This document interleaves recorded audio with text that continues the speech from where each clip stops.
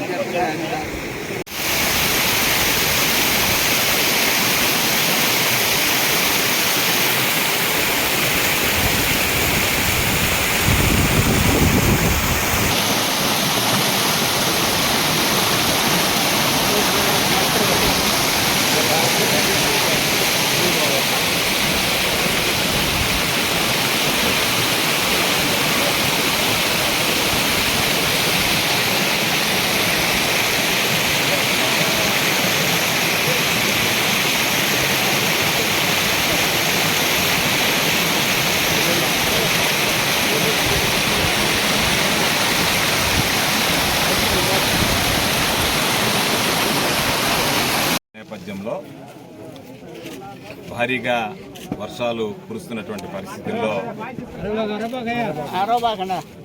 ప్రజలకు సంబంధించి ఎక్కడ ఇబ్బందులు పడుతున్నారో ఒకసారి స్వయంగా వెళ్ళి పరిశీలించాలనేటువంటి ఆలోచనతో గత 2 రోజులుగా అనేక ప్రాంతాలు తిరిగాం. అందులో భాగంగా ఈరోజు నావూరు పెద్ద వాగు దగ్గరికి రావడం జరిగింది. ఇది బహుశా ఈ నావూరు వాగు సమస్య, పెద్దవాగు సమస్య అనేటువంటిది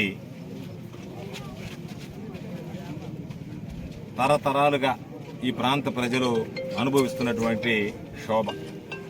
ఎందుకు క్షోభ అన్నామంటే వర్షాలు రావడం, రాకపోకలు ఆగిపోవడం, పాపం వాళ్ళు ఊర్లోనే దిగ్బంధం కావడం, ఆ తర్వాత వర్షాలు వెలిసిన తర్వాత మరలా ప్రారంభమైన తర్వాత జనజీవనం రాకపోకలు సాగించడం తప్ప నీరు వస్తే పాపం బయట ప్రాంతాలకి వెళ్ళినటువంటి వాళ్ళు ఊరిలోకి వచ్చేటువంటి అవకాశం లేదు, ఊరిలో ఉండేటువంటి వాళ్ళు బయట ప్రాంతాలకు వెళ్ళేటువంటి పరిస్థితి లేదు. మరీ పాపం వృద్ధులు, వ్యాధిగ్రస్తులు, చిన్న పసిబిడ్డలు, గర్భిణులు, బాలింతల బాధలైతే వర్ణనాతీతం.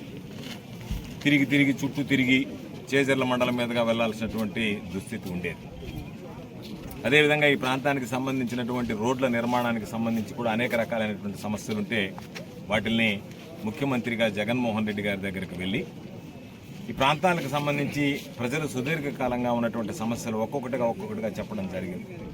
సర్వేపల్లి నియోజకవర్గానికి చెప్పినటువంటి ప్రధానమైనటువంటి సమస్యల్లో నావూరు పెద్దవాగుకు సంబంధించి బ్రిడ్జి ఏర్పాటు చేస్తే శాశ్వతమైనటువంటి పరిష్కారం ఉంటుంది అని చెప్పి ఆనాటి ముఖ్యమంత్రి జగన్మోహన్ రెడ్డి గారి దృష్టికి తీసుకువెళ్లిన వెంటనే ఆయన స్పందించడం, దానిని వెంటనే నిధులు ఇబ్బంది లేకుండా ఉండాలి అని చెప్పి ప్రధానమంత్రి గ్రామీణ సడక్ యోజన, ఎందుకంటే నేను జిల్లా పరిషత్ చైర్మన్గా ఉన్నప్పుడు పొదలకూరు సంగం రోడ్డు నుంచి భోగ సముద్రం మీదుగా కొండలరాయుడు కండ్రిక వరకు ఆ రోజు జిల్లా పరిషత్ చైర్మన్గా ప్రధానమంత్రి గ్రామీణ సడక్ యోజన కింద ఈ రోడ్డుని చేర్చడం జరిగింది.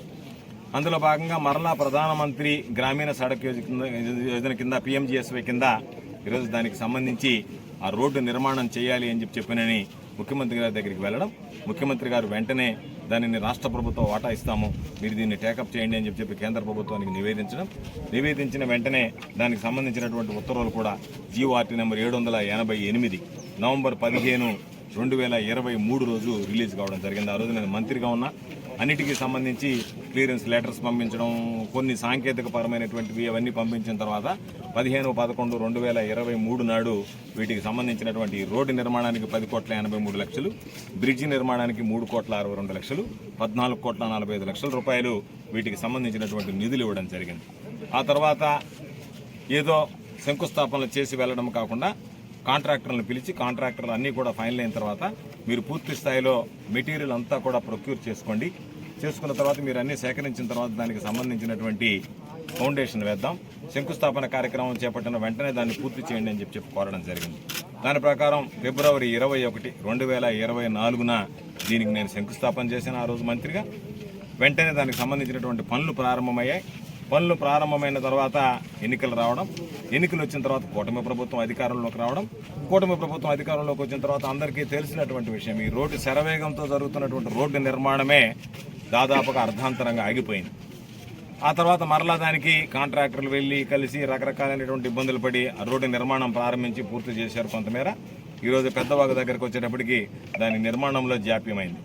అంటే నేను ఎందుకు ఇవన్నీ చెప్తున్నాను అంటే, ఈ రోజు ఉన్నటువంటి కూటమి ప్రభుత్వంలో ఉండేటువంటి పెద్దలకి ఒకటి అలవాటు అయిపోయింది, ప్రతిదానికి గత ప్రభుత్వం అనేటువంటిది.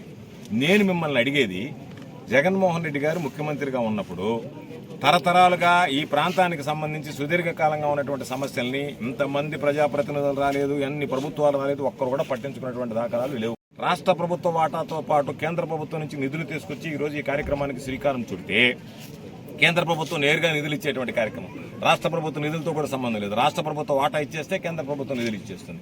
ఆ స్కీమ్ కింద పెట్టి దీన్ని తీసుకొస్తే దాదాపుగా 1.5 సంవత్సరం మీరు అధికారంలోకి వచ్చిన తర్వాత 3 నెలల నుంచి 5 నెలల లోపల పూర్తి కావాల్సినటువంటి ఈ బ్రిడ్జి నిర్మాణాన్ని మీరు పూర్తి చేయలేకపోయారు అంటే మీ అసమర్థత, మీ చేతగానితనం కాదనేటువంటిది ప్రశ్నించుకోవాల్సినటువంటి పరిస్థితి.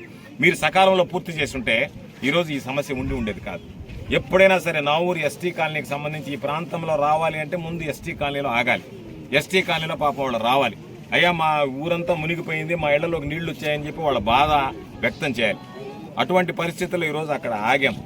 అందరూ ఎదురుగా వచ్చి, అయ్యా మీరు చేసినటువంటి పని వల్ల మొట్టమొదటిసారి ఇటువంటి వర్షాల్లో వరదల్లో కూడా ఎటువంటి ఇబ్బందులు మాకు కలగలేదు, మేము సంతోషంగా ఉన్నాం, మీకు ధన్యవాదాలు చెప్పడానికి వచ్చామని సమస్యలు చెప్పకుండా మొట్టమొదటిసారిగా ఆ ప్రాంతంలో దిగితే, అయ్యా మీకు ధన్యవాదాలు అని చెప్పినటువంటి ఎస్టీలకి నిజంగా నేను రుణపడి ఉంటా. ఎందుకంటే పాపం చేసినటువంటి పనిని గుర్తుంచుకుని రోడ్డు మీద ఆపి చెప్పిపోయారు కాబట్టి ప్రభుత్వం అనేటువంటిది ఇటువంటి సుదీర్ఘంగా ఉండేటువంటి అపరిష్కృతమైనటువంటి సమస్యల మీద దృష్టి పెట్టాల్సినటువంటి అవసరం ఉంది.